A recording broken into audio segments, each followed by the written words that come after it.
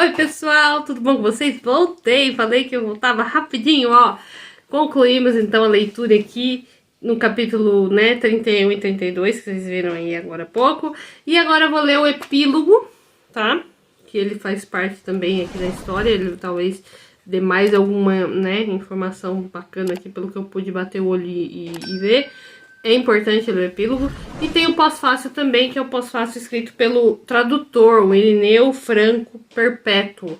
Tá, gente? Então vamos ler aqui rapidamente esse epílogo, que ele é bem curtinho, e depois o pós-fácil, tá bom? Pra gente poder ter aí mais um conteúdo bacana aí, porque faz parte da história, então é importante a gente ler, tá? Então vou pedir like, vou pedir que você se inscreva no canal se ainda não for inscrito e que ative as notificações para não perder nenhum vídeo, tá bom? Comenta aqui para eu saber o que você achou da história, o Mestre e Margarida. Eu vou terminar aqui de ler o epílogo e o pós-fácil para poder dar minhas considerações finais. E aí depois você comenta aqui para me dizer o que você achou, se você concorda, enfim, se você quer colocar alguma coisa, porque cada um tem uma perspectiva, né? Do que achou da história e tal, mas eu estou muito contente, né? E eu posso dizer que é uma história que, apesar de trazer personagens assim tão pitorescos, né? Ela tem um quê aí de reflexão, uma mensagem bacana, que precisa ter uma certa maturidade para poder entender e realmente se fazer essa reflexão, né? Que mensagem que o autor quis passar com todas essas coisas absurdas e pitorescas e fantasiosas, supernaturais, enfim, que aconteceu aqui na história. Mas eu acredito que o epílogo também vai dar dar uma luz aí pra gente. Então vamos fazer a leitura do epílogo? Vamos lá. Porém, todavia, o que mais aconteceu em Moscou depois daquela tarde de sábado, ao crepúsculo, quando Volan abandonou a capital, desaparecendo com seu séquito na colina dos Pardais? Não é nem o caso de falar que durante um longo tempo o ruído pesado dos boatos mais improváveis percorreu toda a capital, propagando-se com uma rapidez para rincões isolados e longínquos nas províncias. A repetir tais boatos dá até nojo.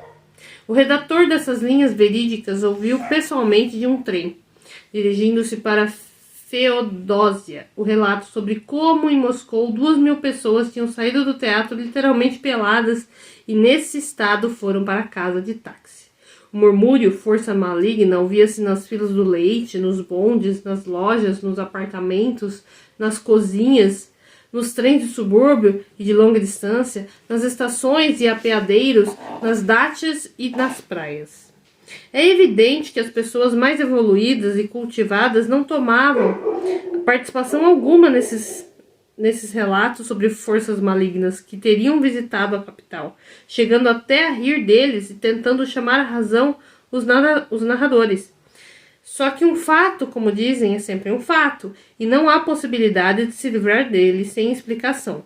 Alguém estivera na capital, pois as brasas que restaram da Griboyedov e muitas outras coisas confirmavam no modo bastante eloquente.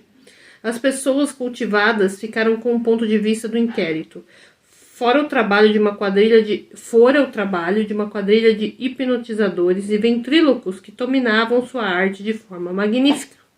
Claro que foram tomadas medidas imediatas e enérgicas para sua captura, tanto em Moscou quanto longe dos seus limites, porém, para a infelicidade geral, não deram resultado. Aquele que se chamava Volan desaparecera com todos os seus comparsas e não voltara mais para Moscou, não aparecera em nenhum outro lugar e nem se manifestara de forma alguma. Era completamente natural que surgisse a hipótese de que fugira para o estrangeiro, mas lá tampouco se revelara em parte alguma. A investigação do caso prolongou-se por muito tempo, pois no fim das contas, esse caso era monstruoso, sem falar nos 4 prédios incendiados e nas centenas de pessoas enlouquecidas. Havia os assassinados. De 2 se pode afirmar com certeza, Berlioz e aquele malfadado funcionário do escritório para familiarizar os estrangeiros com os pontos turísticos de Moscou, o ex-barão Major. Esses tinham sido mesmo assassinados. Os ossos queimados do segundo haviam sido descobertos no apartamento número 50 da rua Sadovaia, depois de apagarem um incêndio. Sim, houvera vítimas, e tais vítimas exigiram um inquérito. Porém, também houvera mais vítimas depois de Volan deixar a capital, e essas vítimas foram, por mais tristes que isso, seja os gatos pretos. Cerca de uns 100 desses animais pacíficos, dedicados e úteis ao homem, tinham sido fuzilados ou exterminados por outros meios em diversos pontos do país. Uns 15 gatos, de aspecto às vezes bastante estropiado, foram entregues a destacamentos policiais de diversas cidades. Por exemplo, em Armavir, um desses bichos, sem culpa alguma, fora levado à polícia com as patas dianteiras amarradas por um cidadão. O cidadão surpreender esse gato no momento em que o animal, com aspecto furtivo, que fazer se é esse o aspecto dos gatos, isso não se deve a serem depravados, mas a terem medo de que algum dano ou ofensa lhes seja feito por alguma criatura mais forte do que eles, cachorros ou pessoas. Para estes, tanto aqueles, é muito fácil de o fazer, mas asseguro que não há honra alguma nisso. Não, nenhuma. Sim, com aspecto furtivo, o gato preparava-se para arremeter, por algum motivo, contra umas bardanas. Caindo sobre o gato e tirando no pescoço a gravata para amarrá-lo, o cidadão murmurava com ódio e ameaçador. Ahá, quer dizer que agora concedeu a Armavir a honra de uma visita, senhor hipnotizador. Só que aqui não nos assustamos. E não se faça de mudo. Já entendemos que tipo de pilantra você é. O cidadão conduziu o gato à polícia, arrastando o pobre bicho pelas patas dianteiras enroladas em uma gravata verde e dando leves pontapés para que o gato impreterivelmente caminhasse sobre as patas traseiras. O senhor, gritava o cidadão, acompanhado pelo assobio de moleques. Deixe de bancar o bobo, isso não cola. Pode andar como todo mundo anda. O gato preto só fazia cerrar os olhos martirizados.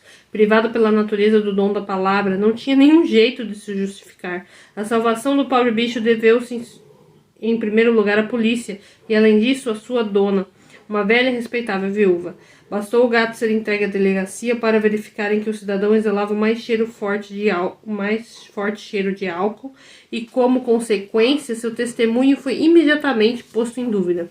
Enquanto isso, a velha, ao saber pelos vizinhos que o gato fora levado, pôs-se a correr para a delegacia, chegando a tempo.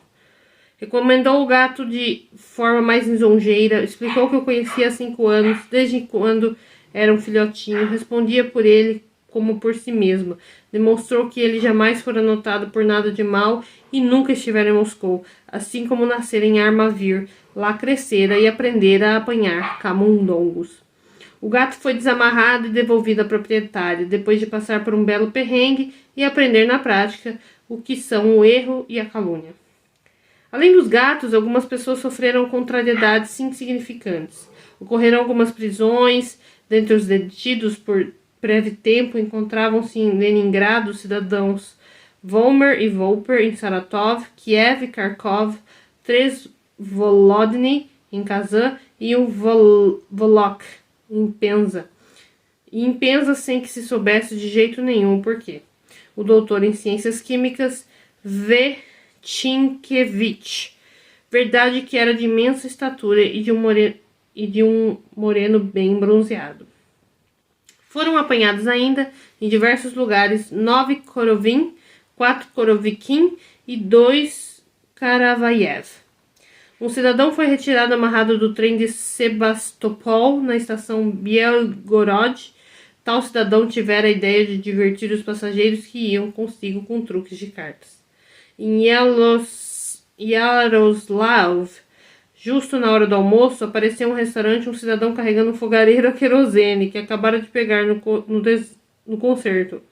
2 porteiros, só de vê-lo na chapelaria, abandonaram seus postos e saíram correndo, e atrás deles todos os clientes e empregados dos restaurantes correram também. Nessa hora, a renda inteira do caixa desapareceu de modo incompreensível. Houve ainda muita coisa, não dá para lembrar de tudo. Houve grande hesitação dos espíritos.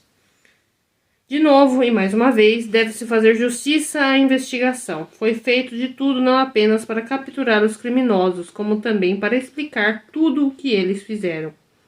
Tudo isso foi explicado, e como não há como reconhecer a explicação como sensata e irrefutável. Representantes da investigação e psiquiatras experientes determinaram que os membros da quadrilha de criminosos, ou pelo menos um deles, as principais suspeitas recaíram sobre Koroviev. Eram hipnotizadores com poder inaudito, capazes de se mostrar em lugares onde não se encontravam de fato, mas em posições fictícias, deslocadas. Afora isso, convenciam com facilidade quem com eles se defrontava de que algumas coisas ou pessoas se encontravam onde na verdade não estavam. E inversamente, afastavam do campo de visão aquelas coisas ou pessoas que de fato se encontravam nesse campo de visão. À luz dessa explicação, tudo ficava decididamente entendido, mesmo aquilo que mais abalara os cidadãos, e aparentemente inexplicável invulnerabilidade do gato fuzilado no apartamento número 50 durante as tentativas de prendê-lo. Naturalmente, não houvera gato algum no lustre. Ninguém sequer pensara em atirar. Os disparos tinham sido feitos contra um ponto no vazio. E naquela hora, Koroviev, tendo-os convencido de que o gato estava aprontando no lustre, podia se esconder livremente às costas dos atiradores, fazendo caretas e se deliciando com sua enorme capacidade empregada com fins criminosos de iludir. Claro que fora ele quem incendiara o apartamento derramando gasolina. Claro que Stiopa Likeyedov não voara para Yalta em absoluto. Uma brincadeira dessas não estava no alcance de Koroviev, nem mandara telegramas de lá. Depois de desmaiar no apartamento da joalheira, assustado com o truque de Koroviev, que lhe mostrara o gato segurando um cogumelo marinado no garfo, ficara deitado até que Koroviev, escarnecendo dele, enfiou-lhe um chapéu de feltro e o despachou para o aeródromo de Moscou, tendo convencido previamente os representantes da Polícia Civil que foram encontrá-lo de que Stiopa viera de um avião de Sebastopol. Verdade que a Polícia Civil de Yalta afirmava ter recebido Stiopa descalço e mandando telegramas a seu respeito para Moscou. Porém, nenhuma cópia desses telegramas foi localizada, o que levou à conclusão triste, porém absolutamente inquebrantável, de que o bando de hipnotizadores tinha a capacidade de hipnotizar a uma enorme distância, e além disso, não apenas pessoas isoladas, como grupos inteiros. Nessas condições, os criminosos podiam enlouquecer pessoas da mais estável compleição psíquica. O que dizer de ninharias como um baralho em bolso alheio na plateia, ou o sumiço de vestidos femininos, ou uma boina que miava e outras coisas do gênero? Essas brincadeiras podiam ser produzidas por qualquer hipnotizador profissional de poder mediano, em qualquer palco, mesmo o truque ingênuo de arrancar a cabeça do animador. O gato falante também era uma pura tolice.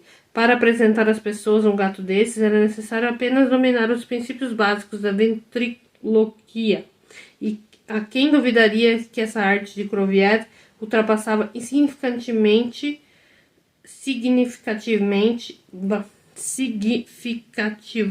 esses princípios?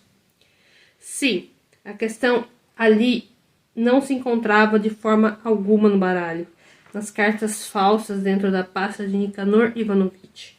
Tudo isso eram bobagens. Fora ele, Koroviev, que empurrara Berlioz para debaixo do bonde, para uma morte certa. Fora ele que enlouquecera o pobre poeta Ivan Poniryov, forçando a delirar, a ver em sonhos atormentados a antiga Jerusalém e o árido Monte Calvário, queimado pelo sol, com 3 pessoas penduradas nos postes. Foram ele e sua quadrilha a obrigar Margarida Nikolaevna e sua empregada, a bela Natasha, a desaparecerem em Moscou. A propósito, a investigação se ocupou desse caso com especial atenção. Exigia-se esclarecer se essas mulheres tinham sido raptadas pela quadrilha de assassinos e incendiários, ou se haviam fugido com a companhia de criminosos por vontade própria, com base no testemunho disparatado e confuso de Nikolai Ivanovich, e levando em conta o estranho e doido bilhete que Margarida Nikolaevna deixara ao marido, e um bilhete no qual ela escrevia que fugia para virar bruxa, considerando a circunstância de que Natasha sumira deixando todas as suas roupas no local. O inquérito chegou à conclusão de que patroa e empregada tinham sido hipnotizadas, assim como muitos outros, e dessa forma raptadas pelo bando. Surgiu a ideia, provavelmente bastante correta, de que os criminosos tinham sido atraídos pela beleza de ambas as mulheres. Porém, o que permaneceu totalmente obscuro para a investigação foi o motivo que levara a quadrilha a raptar da clínica psiquiátrica o doente mental que se denominava Mestre. Não foi possível estabelecer isso, como não foi possível obter o nome do doente raptado. Assim, ele desapareceu para sempre com o apelido de Morto do número 118 do edifício número 1. Pois bem, quase tudo se esclareceu e a investigação terminou. Como tudo, em geral, se termina. Passaram-se alguns anos e as pessoas começaram a esquecer Voland, Koroviev e os demais. Ocorreram muitas mudanças nas vidas dos que sofreram nas mãos de Voland e os seus comparsas, e por menores e insignificantes que tenham sido, ainda assim é preciso mencioná-las. George Bengalski, por exemplo, passou 3 meses na clínica, sarou-se e saiu, mas teve de deixar o emprego no Variedades, e na hora mais quente, quando o público se acotovelava por bilhetes, a lembrança da magia negra e sua revelação eram muito vivas. Bengalski deixou Variedades, pois compreendeu que, apresentando-se toda noite diante de 2.000 pessoas, seria reconhecido de forma infalível. E naturalmente submetido a perguntas zombeteiras, como era melhor, com cabeça ou sem cabeça, e era aflitivo demais. Além disso, o animador perdera uma dose significativa de alegria, tão indispensável à sua profissão. Ficara ali o hábito desagradável e penoso de, a cada primavera, na lua cheia, pôr-se agitado, agarrar de súbito o pescoço, olhar ao redor assustado e chorar. Esses acessos passavam, mas a sua existência impedia-o de retomar a sua ocupação prévia. E o animador se aposentou e passou a viver de suas economias, que, por ser modestos cálculos, deviam ser suficientes por 15 anos. Foi embora e nunca mais encontrou Varinushka, que desfrutava de popularidade e afeto geral por sua incrível, mesmo entre administradores teatrais, compreensão e cortesia. Os caçadores de ingressos grátis, por exemplo, só o chamavam de pai benfeitor. Os caçadores, a qualquer hora que telefonassem para o Variedades, ouviriam no fone uma voz suave, porém triste. Pronto. E quando pediam para chamar Varinushka, a mesma voz respondia apressada, a seu dispor. Porém, em compensação, como Ivan Savielevich sofria com sua própria cortesia. Styopa Likderev não teve mais que falar por telefone com Variedades. Logo após a saída da clínica, na qual Styopa passara 8 dias, transferiram-no para Rostov, onde foi designado para o cargo de diretor de uma grande loja de alimentos. Há boatos de que parou completamente de beber vinho do Porto e só toma vodka em infusão com brotos de cassis, que lhes faz muito bem à saúde. Dizem que é muito taciturno e evita as mulheres. O afastamento de Stepan Bogdanovich no Variedades não propiciou a Rinsky a alegria com a qual sonhara tão avidamente ao longo dos anos. Depois da clínica e de Kislovsky, o diretor financeiro, muito, mas muito velhinho, de cabeça trêmula, apresentou um requerimento de saída do Variedades. Interessante que esse requerimento foi levado ao Variedades pela esposa de Rinsky. O próprio Grigory Danilovich não teve forças para, mesmo à luz do dia, visitar aquele prédio em que vira a vidraça quebrada, inundada pelo luar, e um braço comprido, esticando-se para o fecho inferior da janela. Depois de se demitir do Variedades, o diretor financeiro entrou no teatro infantil de bonecos de Zamoyski Dvoretsky. Meu Deus, que nome é esse? É isso aqui. Tá? Nesse teatro já não tinha mais que se defrontar com o venerabilíssimo Arkady Apollonovich Sempleyarov, por questões acústicas. Este fora transferido em 2 tempos para Briansky, e designado diretor de um ponto de armazenamento de cogumelos. Agora os moscovitas comem míscaros em salmoura e cogumelos brancos marinados. Cumulam-no de elogios e estão extraordinariamente alegres com essa transferência. Como é coisa do passado, já se pode dizer que a relação de Arkady Apollonovitch com a acústica não funcionava direito, e por mais que ele se esforçasse em melhorar, nunca saíra do lugar. Dentre as pessoas que romperam com o teatro, afora Arkady Apollonovitch, é preciso incluir também Nikanor Ivanovitch Bolshoi. Embora não tivesse ligação com o teatro, a não ser o amor por bilhetes de cortesia, Nikanor Ivanovitch não apenas não ia mais a nenhum teatro, fosse pagando, fosse de graça, como chegava a mudar de feição quando a conversa era sobre teatro. Em grau não inferior, mas superior, passou a odiar, afora o teatro, o poeta Pushkin e o talentoso artista Sava Potapovich Kurolyesov. Chegou a um grau que, no ano passado, ao ver no jornal um anúncio com tarja preta de que Sava Potapovich sofrera um ataque no auge da carreira, Nikanor Ivanovitch ficou tão rubro que por pouco não morreu em seguida. E a Sava Potapovich e rugiu: bem feito! Além disso, nessa mesma noite, Nikanor Ivanovitch, ao qual a morte do artista popular trouxera uma massa de recordações penosas, sozinho, tendo como companhia apenas a lua cheia que iluminava a Sadovaia, encheu a cara terrivelmente. E a cada cálice prolongava-se na sua frente a maldita cadeia de figuras odiadas, na qual estavam Dantil, Sergei Geradovich, a bela Ida Gergulavna, o proprietário ruivo de gansos de briga e o franco Nikolai Kanavkin. Bem, e com eles o que aconteceu? Perdão, com eles não aconteceu rigorosamente nada, nem poderia acontecer, pois jamais existiram de fato, como não existiu o simpático artista animador e o próprio teatro, e a velha sovina da tia Poroknikova, cujas divisas apodreciam no porão. E também, claro, não haviam canos quebrados, canos dourados, nem cozinheiros impertinentes. Tudo aquilo fora apenas sonhado por Nikanor Ivanovitch, influenciado pelo ignóbil Koroviev. O único ser vivo a penetrar nesse sonho fora Sava Potapovich, o artista, e isso se devia apenas a ter se cravado na memória de Nikanor Ivanovitch, graças às suas aparições frequentes no rádio. Ele existira, mas os restantes, não.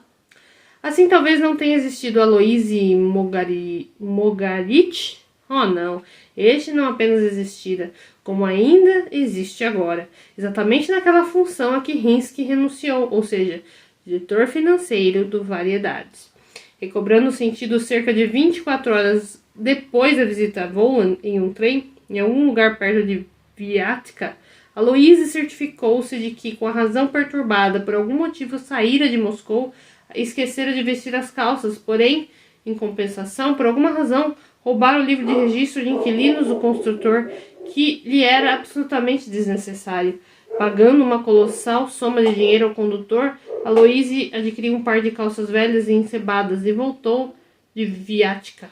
Porém, infelizmente, não achou mais a casinha do construtor. O traste decrépito fora totalmente devorado pelo fogo.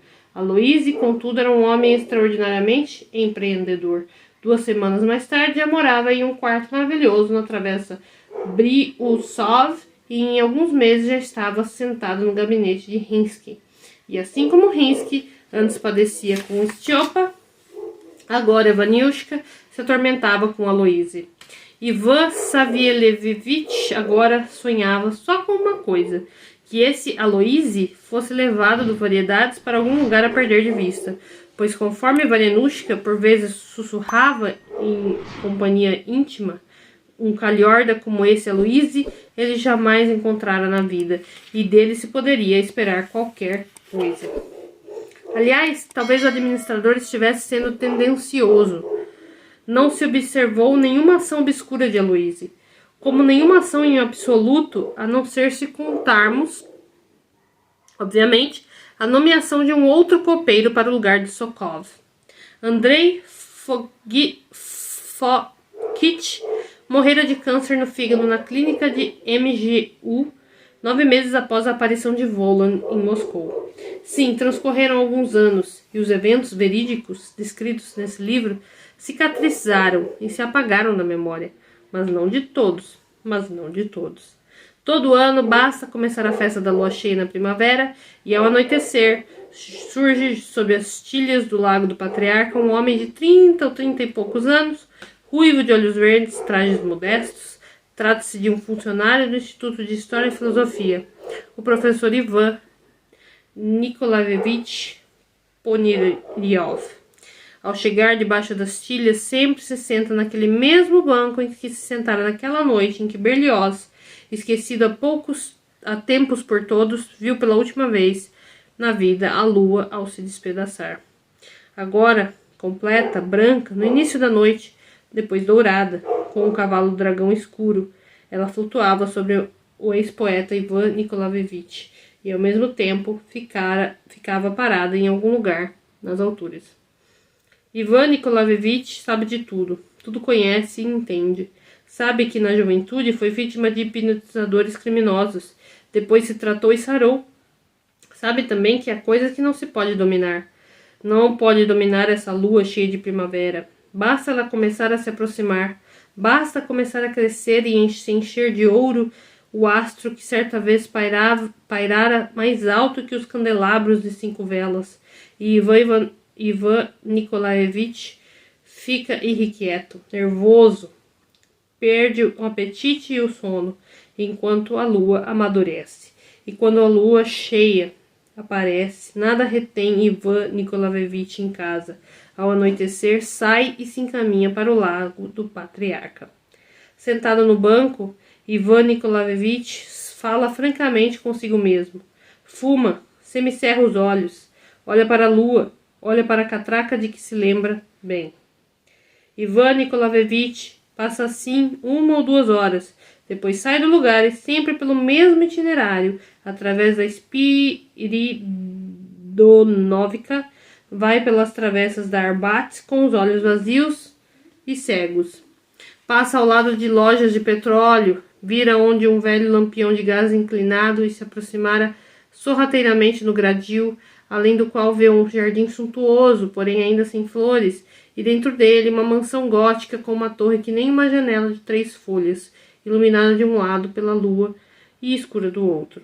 O professor não sabe o que o atrai para o gradil, nem quem vive nessa mansão, mas sabe que não há como lutar contra si mesmo na lua cheia. Além disso, sabe que no jardim atrás do gradil, inescapavelmente verá apenas a mesma coisa. Verá sentado no banco um homem de meia idade, respeitável, de barbicha, pince-nez e feições no rosto, levemente suínas. Ivan Nikolaevich sempre surpreende esse habitante da mansão, na mesma pose sonhadora, com o olhar virado para a lua. Ivan Nikolaevich sabe que, ao contemplar a lua, o homem sentado impreterivelmente leva os olhos às janelas da lanterna e o fixa, como a esperar que agora elas se escancarem e algo de extraordinário se mostre no peitoril. Tudo que vem depois, Ivan Nikolaevich sabe de cor. Daí é impreterível se esconder mais fundo atrás do gradil, já que agora o homem começa a virar a cabeça, irrequieto, caçando algo no ar com os olhos errantes, ri com entusiasmo e depois de repente ergue os braços em doce angústia e depois põe-se a murmurar com simplicidade e bem alto. Vênus, Vênus, ai, sou um imbecil. Deuses, deuses, pôs-se a sussurrar Ivan Nikolaevich, escondendo-se atrás do gradil, sem desviar os olhos inflamados do misterioso desconhecido. Mais uma vítima da lua. Sim, existe outra vítima além de mim. E o sentado prossegue com seu discurso. Ah, eu sou um imbecil. Por quê? Por que não saí voando com ela? Tive medo de quê? Burro velho. Arranjei um papel. Agora aguente, velho cretino. Isso prossegue, até que na parte escura da mansão bate uma janela, a qual assoma algo esbranquiçado e uma voz feminina desagradável. Nikolai Ivanovich, onde está? Que fantasias são essas? Está querendo pegar malária? Venha tomar chá. Daí é claro que o homem sentado desperta e responde com voz meticulosa. Era ar, eu queria tomar ar, meu bem, o ar está muito bom. Daí se levanta do banco, ameaça furtivamente com o punho a janela que se fechou e se arrasta até a casa. Ele mente, mente. Oh, deuses, como mente, murmura Ivan Nikolaevich, afastando-se do gradil. Não é o ar que o atrai para o jardim. Ele vê alguma coisa nessa lua cheia de primavera, algo nas alturas sobre o jardim. Ah, eu pagaria caro para penetrar nesse segredo, para saber que Vênus é essa que ele perdeu e agora vasculha o ar sem êxito com as mãos para agarrar. E o professor volta para casa, já doente de tudo. Sua mulher finge não perceber seu estado e se apressa a colocá-lo para dormir. Ela mesma, porém, não se deita, fica sentada junto à luz com um livro, e observa os olhos ardentes do adormecido. Ela sabe que ao amanhecer, Ivan Nikolaevich vai despertar com um grito atormentado. Começará a chorar e se agitar. Por isso, na toalha debaixo da luz, ela tem, diante de si, uma seringa com álcool, preparada com antecedência, e uma ampola com um líquido espesso cor de chá. A própria mulher ligada ao doente, em estado grave, agora pode dormir livremente e sem receios. Ivan Nikolaevich agora vai dormir até o amanhecer com o rosto feliz e ter sonhos elevados e felizes, dos quais ela nada sabe. A mesma coisa sempre desperta o sábio e o leva ao lastimável grito na noite de lua cheia. Ela vê o carrasco afetado e sem nariz, que dando um salto e uma voz retumbante, crava a lança no coração de Gestas, que perderá a razão, amarrado ao poste. Só que o carrasco não é tão aterrador quanto a luz irreal do sonho, proveniente de alguma nuvem que fervilha e se esparrama sobre a terra, como acontece apenas durante catástrofes mundiais. Depois da injeção, tudo muda para o adormecido. Um largo caminho lunar estende-se do leito à janela, e nesse caminho ergue-se um homem de capa branca, com forro cor de sangue, e começa a ir até a lua. A seu lado vai um jovem de quiton rasgado e rosto desfigurado. Os caminhantes conversam acalorados, discutem, tentam entrar em acordo.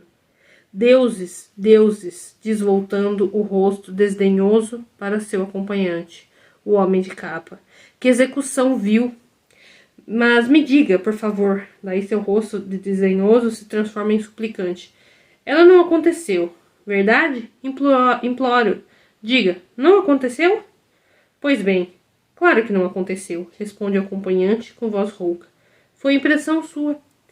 E você pode jurar? Pede o homem de capa, servil. Juro, responde o acompanhante, e seus olhos, por alguma razão, sorriem. Não preciso de mais nada, pôs-se a acreditar o homem de capa, com voz entrecortada, e se ergue mais alto até a lua, atraindo seu acompanhante. Atrás deles vai um cão de orelhas pontiagudas, sossegado, majestoso e gigantesco. Então o caminho lunar entre a ebulição dele começa a esguichar um rio lunar, jorrando para todos os lados. A lua domina e brinca, a lua dança e faz travessuras. Então, na torrente, forma-se uma mulher de beleza desmedida e conduz Ivan pela mão até um homem barbudo que olha ao redor, assustado. Ivan Nikolaevich o reconhece na hora. É seu visitante noturno do número 118. E Ivan Nikolaevich estende-lhe sua mão no sonho e pergunta ávido. Então quer dizer que termina assim? Termina assim, meu discípulo, responde o número 118, enquanto a mulher se aproxima de Ivan e diz. Claro que sim. Tudo terminou e tudo termina. Vou lhe dar um beijo na testa e tudo vai ser como precisa. Ela se inclina para Ivan e o beija na testa, e Ivan se estica para ela e escruta seus olhos, mas ela se afasta e parte com seu companheiro rumo à lua. Então a lua começa a se exaltar, descarrega torrentes de luz direto sobre Ivan, esparge luz por todos os lados. O quarto é inundado pela luz da lua. A luz balança, ergue-se para o alto, submerge a cama. É então que Ivan Nikolaevich adormece com um semblante feliz. E pela manhã, acorda em silêncio, mas totalmente tranquilo e saudável. Sua memória picada sossega, e até a lua seguinte o professor não será incomodado por ninguém, nem pelo próprio pobre assassino sem nariz e gestos, nem pelo cruel quinto procurador da Judéia, o cavaleiro Pôncio Pilatos. E aqui a gente termina oficialmente, então, com o epílogo. E pelo que vocês puderam ver, né, gente?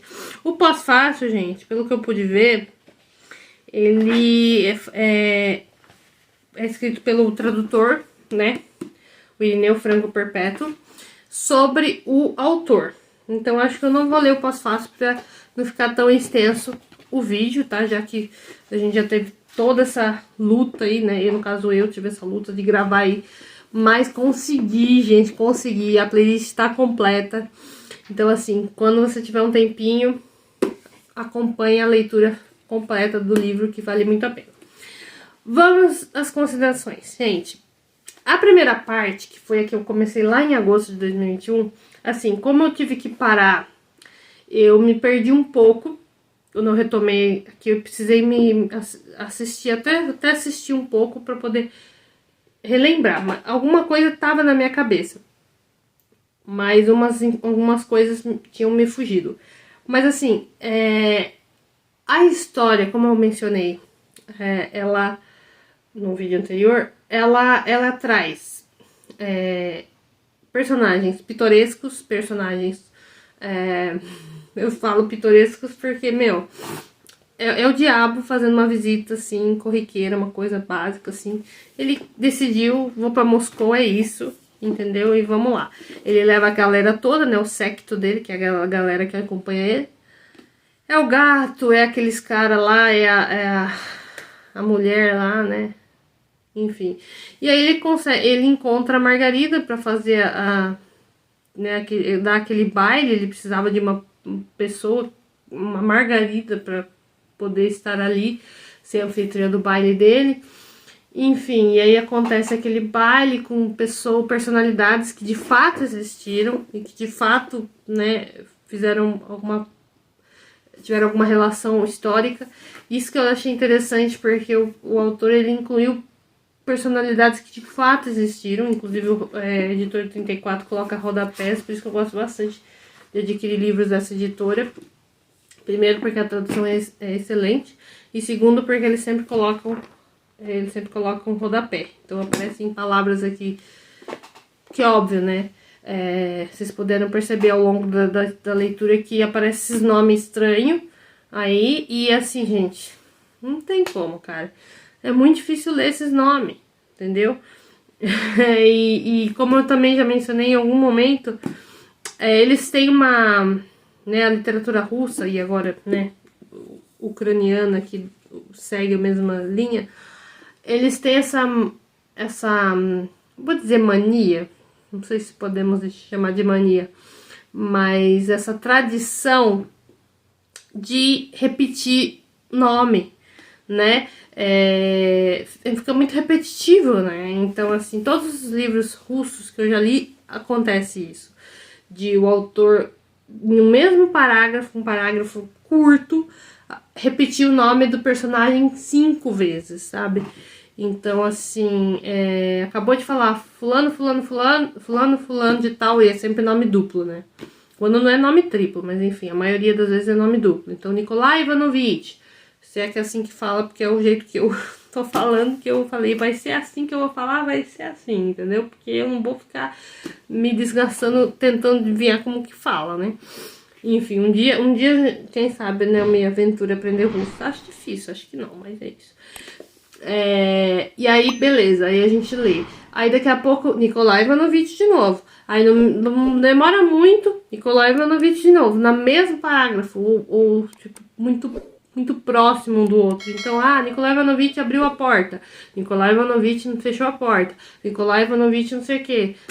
Bom, mas vamos lá, como eu falei, é tradição, né, da literatura, então a gente tem que respeitar. Mas tirando esse detalhe, gente, dos nomes, que isso aí realmente é uma coisa que eu já tô me acostumando já, é isso aí, porque eu vou ler muita coisa russa esse ano, vou ler no desafio lendo clássicos, eu vou ler Dostoiévski, vou ler Dostoiévski agora, uma maratona literária pelo mundo com a minha amiga Safira do canal Fases de Safira. Então, assim, já tô me acostumando. Já li Ana Karenina, já li outras coisas. Eu já li A Morte de Ivan Ilitch, do Tolstói também. Então, assim, é muito comum, realmente, eles repetirem nomes. E esses nomes difíceis aí, que alguns são impronunciáveis, né? Bom, mas vamos voltar para a história, gente. Que eu até me perdi aqui, me empolguei falando. Pra variar. Gostei muito. Achei que o autor, ele juntou ele juntou questões bíblicas, né? Porque aqui a gente percebeu na parte que ele menciona a história que o mestre, né? O livro que o mestre escreveu sobre Pôncio Pilatos. Ele menciona a crucificação, né? Ele menciona o momento ali, descreve aquilo e descreve a conversa de Pôncio Pilatos com Jesus, só que aqui na história tem outro nome.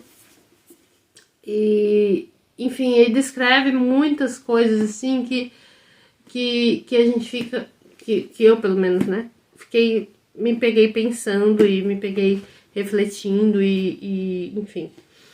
Mas como eu falei, como eu li a primeira parte em agosto, tive que parar por várias questões, e agora que eu voltei a ler a segunda parte, então muita coisa tava meio perdidinha, e aos poucos eu fui voltando e lembrando, falar, tá, isso aqui, não sei o que.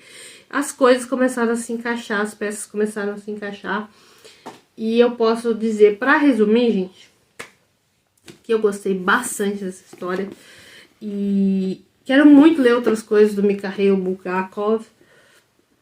E fantástico a maneira com que ele descreve, ele destrincha os acontecimentos, e tudo acontece muito rápido também aqui, não é uma coisa que demora para acontecer. Você vê que piscou o olho, já aconteceu uma reviravolta, uma revolução. E eu gostei bastante também da maneira com que o desfecho da Margarida e do mestre, depois de tudo que eles passaram, depois do perrengue que eles passaram, no caso a Margarida, né, que sofreu horrores porque era o amor da vida dela, e o mestre também lá na clínica, né, psiquiátrica também, porque foi dado como assim você escreve uma história sobre Pôncio Pilatos, tá louco? E não, sabe, tipo, e aí ela meio que fez cumpriu ali a parte dela, fez um favor pro Voland, né? E ele, como pagamento, como recompensa, devolveu o amor da vida dela pra ela. E ao final de tudo isso, eles ficaram juntinhos lá num cantinho, numa morada. Mano, isso aí eu achei bem bonito, sério. Achei bem legal esse desfecho pra eles. E depois aqui no epílogo a gente tem o desfecho, né? Como que se deu as investigações, como que anos depois de todo esse rebuliço que aconteceu em Moscou com a visita de Voland e seu séquito, o que se deu, né? Como que ficou o povo. E vocês viram que, mano, o povo ficou doidinho, né? Todo mundo já viu, o gato preto achou que era, né? Gente, que dó dos gatos, velho, sério, oh meu Deus do céu. Mas enfim, ficou uma situação bem estranha, né, mas e quem passou, quem de alguma maneira se envolveu, vocês perceberam ali que ficaram mexidos, né, que não tem como, né, você presenciar alguma coisa ou vivenciar alguma coisa, você vai ficar com aquilo. Pode passar anos, mas ainda vai ter algum vestígio, algum resquício do acontecido. E isso aconteceu com vários personagens aqui. E a população no geral, aquela do teatro lá do dia que aconteceu aquela apresentação no Variedades, que o pessoal saiu pelado, depois deram dinheiro, pagaram dinheiro e depois não era muito dinheiro, lembra, né? Ai, que loucura, gente, que coisa doida. Mas enfim, eu acredito que é uma história que, como eu já falei, faz a gente refletir e também é muito divertida, gente. Eu me diverti horrores vendo isso aqui, porque, como eu falei, cara, é pitoresco, é sobrenatural, chega um momento de ser bizarro e umas coisas assim, mano. Ele escreveu esse livro, sério, em 1928, entre 1928 e 1940, mas ele foi publicado em 1973. Então pensa no cara, num ucraniano que viveu mais tempo da vida na Rússia, mas um ucraniano que escreveu esse livro aqui, essa história doida, pitoresca, bizarra, entre 1928 e 1940. O que tinha naquela época pra ele ter uma ideia dessa, pra ele pensar numa história dessa? Fala pra mim. Eu acho que vou terminar o vídeo por aqui, porque eu já não tô falando nada com nada. Isso acontece porque a gente fica sem palavra. Entendeu? A gente fica sem palavra pra descrever o que a gente pensa. A gente começa a falar um monte de coisa e não fala nada com nada. Esse que é real. Então eu vou ficando por aqui. Agradeço imensamente você que acompanhou a leitura. Peço desculpas por possíveis barulhos, por possíveis deslizes aí na leitura, porque às vezes um barulhinho me desconcentra, daí eu, fico meio assim. Às vezes eu tenho que ficar parando o vídeo pra alguma coisa, e aí às vezes dá um probleminha. Mas, como você já sabe, eu já postei aqui o vídeo contando pra vocês, o desafio literário mudou de formato, e a partir de fevereiro, então a gente vai ter desafio literário diferenciado. Então vou deixar aqui nos cards também pra você acompanhar. E em breve vocês vão ter vídeo aí de qual livro que a gente vai ler, no caso, eu vou propor aí a leitura pra vocês ao longo do mês de fevereiro. E aí vocês vão poder ler, e aí ao final do mês a gente vai poder discutir e debater o que a gente achou do livro, tá? Não esquece que tem clube, tem clube não, tem um grupinho lá no Telegram pra gente debater o livro, tá? E aí eu vou postar lá no vídeo, na descrição do vídeo que eu falo sobre o desafio literário, eu vou postar o link pra você entrar lá e debater com a gente, tá bom? Então eu vou ficando por aqui, gente. Um beijo especial pra você que acompanhou essa maratona de leitura de O Mestre e Margarida. E eu espero que vocês leiam. Quiser adquirir esse livro aqui, compra com o meu link, tá? Da Amazon. Vou deixar aqui pra vocês. Beijinhos e eu vou nessa, porque eu tô cansada, gente, sério. Mas eu tô muito gratificada, muito gratificada. Gente, tá vendo? Tô doida já. Doida. É o Volan, o Bermuf, o Azazel, o Koroviev. São eles. A Margarida também. Um pouquinho do mestre. Todos eles. Me deixaram louca. É isso. Então, como eu estava falando, eu estou muito grata por ter concluído essa leitura, finalmente. E agora eu vou poder continuar as minhas outras leituras que eu estava assim. Sabe quando você começa a ler outras coisas e fala, não, eu preciso terminar aquele? Então, agora eu já terminei. Então agora eu posso ficar muito feliz e contente e seguir com as outras leituras. Beijo e até o próximo vídeo. Tchau!